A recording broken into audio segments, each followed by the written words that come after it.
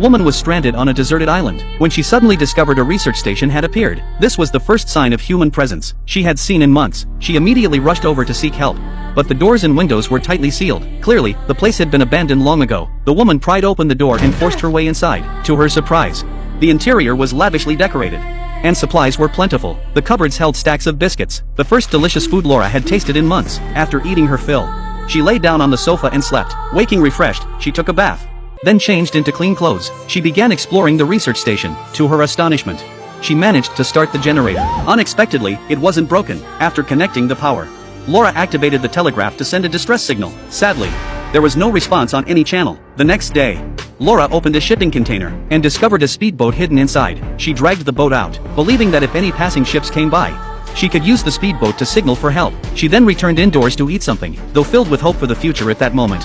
Deep into the night, she still couldn't sleep. Her gravely ill husband was waiting for her on the other side of this deserted island. She couldn't bring herself to abandon him. So, at dawn, she packed up supplies, loaded them onto the speedboat, and set off toward the other side of the island. She didn't know if her husband was still alive, for she had been gone for half a month. By the time Laura reached the camp, it was already midnight. As she stepped inside the house, her husband was nowhere to be seen. This made her sense something was terribly wrong. If he had died, there should be a body. Spotting a foot protruding from the corner, Laura rushed to investigate. She found her husband lying there. Seeing Charlie unresponsive, Laura was instantly overcome with guilt. Had she not been gone so long, Charlie might still be alive. Just then, she realized Charlie still had a faint pulse. So Laura held her husband close and slept by his side that night. The next day, Laura hauled Charlie onto the motorboat, determined to bring him back to the research station. Soon they reached the station's location. Though Charlie was heavy, she dragged him into a warm room. After days of devoted care, Charlie's condition gradually improved. Half a month later, Charlie finally regained consciousness and could rise from the sofa. Laura burst into tears of joy at the sight. Charlie gratefully embraced his wife. Without her,